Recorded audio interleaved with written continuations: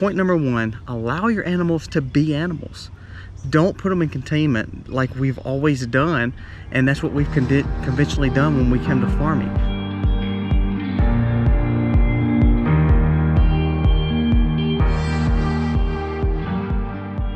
My favorite place to be is right around the lake. I love being at the lake. The sheep fields, as we've said in tons of videos, they have the best location of the farm because they literally work around the whole lake. It's so pretty, so pretty. Guys, welcome to the Max. We are so glad that you are here. We do ask that you take a little time, come down here, push subscribe, ring the bell so you will not miss anything that's going on the farm, because it's never a dull moment here.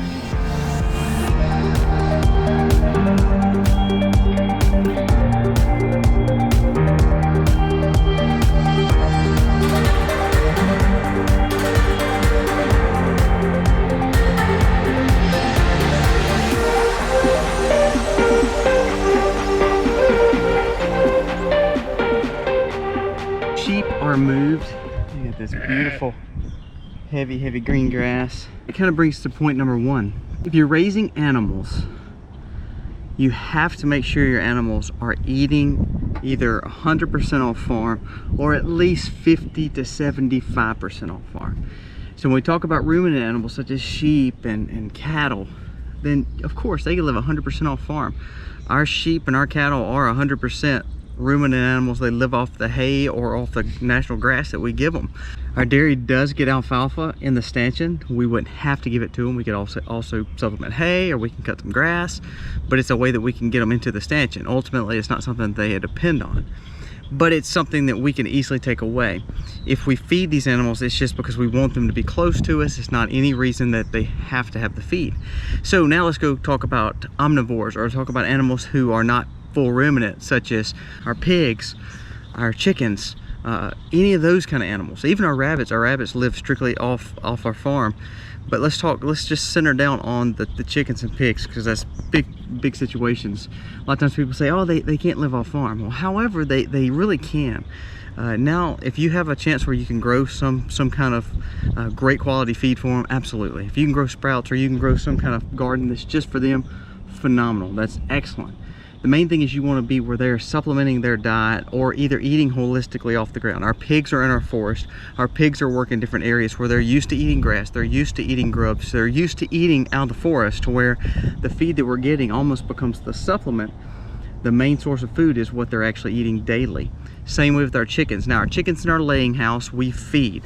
They can eat off our ground, so we do feed them a lot of our vegetables.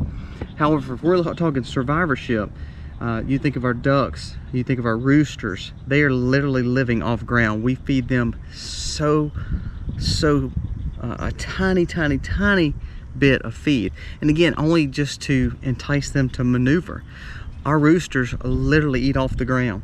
They eat strictly off the ground because they're feeding our ground. We don't want them to ever just sit down and lay. We want them to scratch and roost. But what we're trying to do with our animals is try to get them to the point where they can live holistically off the ground, and we just supplement feed. Because there's going to be a time where we may not can get food for the animals. We may not be able to buy tons of feed, quality feed anyway, or it might get too expensive. So first and foremost, we need to get to realizing you let your animals learn to live off a lot of your farm. You cull the ones that are not making it. If those animals are dependent on medicine, they definitely got to go. Correct.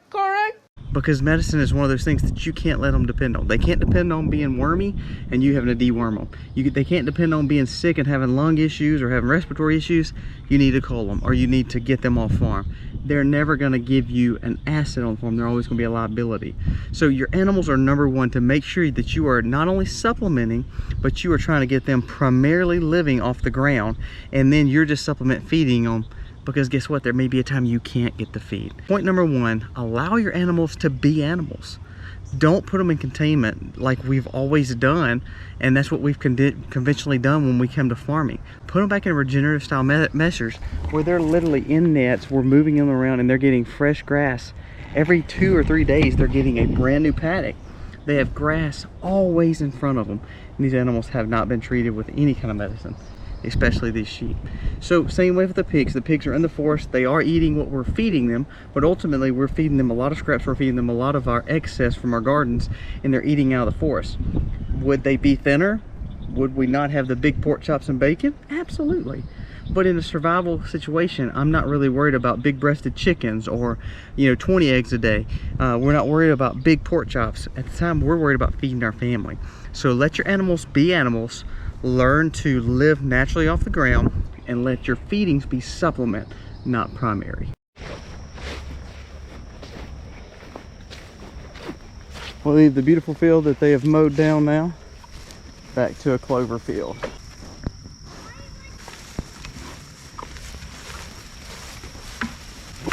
They get such a different style grass every time we go to a different field, because our fields, we don't plant, we just let them grow wild, and of course they'll stomp on the stuff that's no good and eat the stuff that's good, and that's what comes back. And then we mow behind them to spread any kind of seed heads that they didn't eat. Look at this. It's not tall grass because it's clover. Thick and lush. Look, I mean, you can't hardly get to the ground underneath here. This right here was where a hay bale sat that was a dirt spot. Look, there's already grass coming through here, and this is Bahia hay. So this will help make this area nicer and prettier for the next rotation. We're not monocropping, so they're not mono eating. Is that a word? Wait, I don't know. They're eating quality food all the time that's different every time we rotate them. But we wanted to go and get them moved so they'll have a dry ground to come on. Sometimes if you move them on a field that's really lush and thick and it's got the morning dew on it, it could cause some issues with their ruminant, that it's just too moist, and it could cause some issues with their system, gives them scars. And so we try to move them at night or at evening, so now they're eating completely dry ground, and it should not cause them any issues with their diet.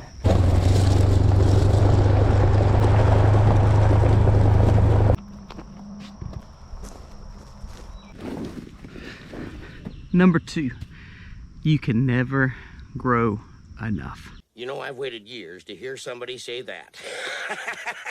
We grow about 10,000 square foot of these gorgeous gardens, and they're growing all over our farm because we're wanting to optimize different areas. Some areas are wet, some areas are dry, some areas are more acidic, some areas do better with this crop or that crop. So we learn our farm, and we learn the areas of our yard that does best.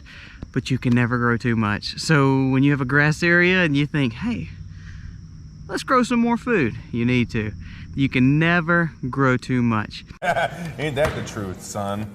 We always are trying to grow more because we know that ultimately if we can't eat it and we say we're growing too much, which we never have said that, by the way, but if we do say that, guess what? Our animals can eat it. If we're growing corn and all of a sudden we have too much, you have corn for your animals. If you're growing too much shrubbery, such as these snow peas that you see behind us, and some of them don't make great snow peas, they just make good greenery, guess what? That feeds our chickens, feeds our rabbits. Come on, here comes the airplane. There you go. Open into the hangar. There you go. So you can never grow much. So I challenge you, number 2, talking about a survival garden, trying to have a survival homestead. Not only do you need to take care of your animals, you have to take care of the feed that feeds us and the animals. So we bring up this point because gardens are so important. Don't think that you can grow next year. Don't say, well, next year we'll expand our garden. Oh, the next year we'll expand the garden. Oh, the next year we'll do this or we'll do that. Don't procrastinate anymore. Grow big gardens. Understand the value of growing so much. Grow in surplus, because ultimately you'll never have enough. Third point goes with the gardens. As we talked, all these monster gardens that's just now starting to really put out, and the gardens over there, and the greenhouses over here, and the kitchen gardens over here.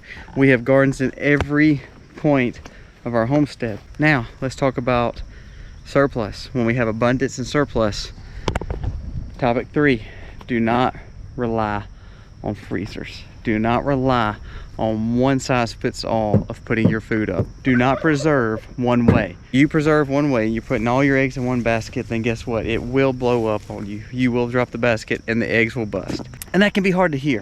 I'm not trying to scare you, but I am trying to say that you've got to be a realist. You've got to learn how to can. You have to learn how to dehydrate. You have to learn other forms of preservation and putting your food up other than just a freezer. Learn to eat in season, because ultimately when you're eating in season, that's the best way to preserve and put up your abundance, because you're not going to eat a lot of your freezer, you're not going to eat a lot of your dehydrated foods or your canned foods or your freeze-dried foods. But when it comes to it, you need to make sure that you are spreading the wealth. All your abundance of your gardens are being put up in several different ways. We have several videos on canning, we have several videos on dehydrating, we have even videos on freeze drying. And of course you do have a freezer, use it some, but ultimately you need to not depend on the freezer. You need to find different ways and means to spread out the abundance and in preserving food.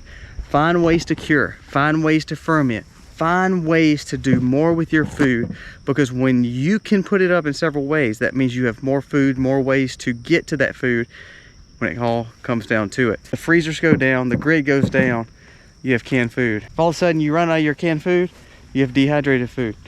If all of a sudden you run out of your dehydrated food, you have freeze-dried food. So there's different forms and fashions and manners to make sure you have food that is preserving. But the benefit is this: if you're growing 12 months out of the year, you're growing more gardens, you're growing these gorgeous animals out here, that means you have food walking around as well. You have food that is still growing in your gardens as well. Optimizing your gardens, optimizing your animals, 1 and 2 go good with 3, because ultimately, because of their abundance, number 3 can happen, because now you can put up foods and find different ways and means and be creative to put your abundance up and preserve different ways. That's number 3. Let's move on to 4. Now, as we talked about the animals and deworming and not having to give them medicine, let's talk about our health. Are we healthy? Are we doing all that we can to take care of our bodies to make sure that we're not needing medicine, that we're not so dependent on all these chemical induced medications? So number 4 is making sure that we're taking care of ourselves, eating to the best of our abilities. If you're buying food and not growing your food, quit eating fast food. I haven't had fast food in so long. Quit eating processed food. Take care of your body by eating holistically, eating good, healthy foods, because ultimately that builds up our immunity. We need to learn how to grow medicinal foods, medicinal herbs, have edible landscape. Our whole backyard is no longer pretty shrubs. Quit growing grass and quit growing all these pretty shrubberies landscaping wise, and we started growing edible landscaping. We started growing herbs that are beautiful, but ultimately they have a purpose. We started growing flowers that medicinally gave back to us. It gave to our bees, which ultimately pollinated the rest of our gardens. Our goal is to make sure that we are cleaning up our own personal diet, so we're eating holistically. We're taking a more holistic approach to herbs and medicines. We're making tinctures. We're learning how to take care of our own bodies. And in a survival situation, when you can't get the antibiotics, or you can't go to the store and get the medicines over the counter because your head hurts, you need to learn what plants that God has made that can take care of us. What is good for our health when we have respiratory issues or when we have an upset stomach. Learning to take care of yourself by eating holistically, by making sure that you're putting good things in your bodies, and that you can ultimately eat the minerals and vitamins that you're needing off the ground like God intended, to make sure. Turn your grass and your shrubs into edible landscape. Learn tinctures, learn herbs, and making sure you're doing all you can for your personal health. You don't want to be cold like the sheep or cows or any other animal that needs to be dewormed. You don't need to be dewormed either. Take care of yourself. 5th and final point: the borrower is slave to the lender. Did I say borrower right? Borrower. You have to understand you don't need to be in debt. I'm not stupid. I'm not saying that you have to make money. We live in a time where money is important, but it does not need to be the end all be all. Do not try to keep up with the Joneses. Do not try to buy the next new vehicle. Do not try to build this crazy big house that is going to take you an arm, a leg, a child, whatever to pay for. Take care of yourself by living below your means and understand the value of being debt free. Get out of debt, get out of consumer debt, get out of all kinds of debts, and put up some money, because ultimately you can have all this stuff, but if you don't own your farm, they're going to come get it. If you don't own the vehicles that you're using, the side-by-side that you're using, or ways to make money to take care of your family, they're going to come get it all anyway. It's for naught. So you have to make sure that you are getting out of debt. Live below your means. What's more important than money is taking care of all these kids here and making great memories with them. Have your survival homestead ready. Hopefully we'll never need any of this information. Hopefully we'll never get to the point where we're in a depression or a major recession again, but you need to be ready just in case. The powers that be are worried about the Great Reset. The powers that be are worried about destroying our dollar. The powers that be are not looking out for us. So take care of your family. 5 great tips that I hope that you can take, learn from, comment and tell me what you think. There's usually 16,000 subscribers, 4,000 to 5,000 people watch our videos daily, which is so humbling to me. We hope we get that number up, by the way, but it's so humbling to me. I need to know what you think. I need to know your comment. Tell me what you're doing on your homestead. Tell me what we could be doing more. Tell us what you think about our vlogs and our videos, and ultimately have fun doing what we're doing. Quit being a hobby homesteader. Make this a lifestyle. God bless. Happy homestead, y'all.